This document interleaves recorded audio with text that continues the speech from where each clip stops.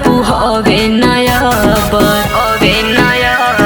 सुना काहेला बुझेला अपना के जबर एनियो के बाती बाबू हवे नया ढेर गरमई बाजे पिस्टल देखइबा तो ये बाबू झगड़ा के जर हो जाई। ले आई सुन ओ हिरान होई सगरी खबर हो जाई कर फायर तो देही में डर हो जाई।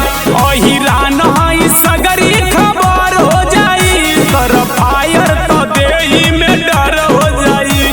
कर फायर तो देही में डर हो जाई, डर हो जाई।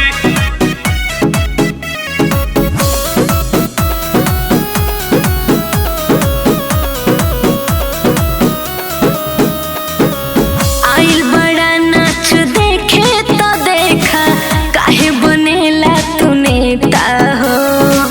बारंगदारी में नमवाई बनल हई हम हिरे के बेटा हो। अच्छा ई बात है।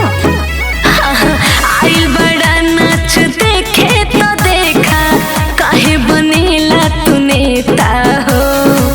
बारंगदारी में नमवाई बनल हई हम हिरे के बेटा हो जइबा घायल ये बाबू तबाही मोहल्ला या गौवा शहर हो जाई, शहर हो जाई। हिरान हई सगरी खबर हो जाई कर फायर तो देही में डर हो जाई। हिरान हई सगरी खबर हो जाई कर फायर तो देही में डर हो जाई, डर हो जाई। कर फायर तो देही में डर हो जाई।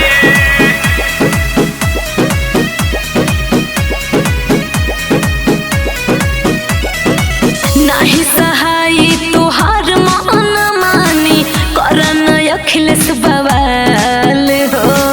करिले पार हम कवनो भी रेखा बानी विरोधियन के काल हो। बुझलू अच्छा नाही सहाई तोहार मन मानी करन अखिलेश बवाल हो। करिले पार हम कवनो भी रेखा बानी विरोधियन के काल हो। अभिनय हेमंत जी प्यारे लाल वीर जैसा जानी त मुश्किल डगर हो जाई, डगर हो जाई। हिरान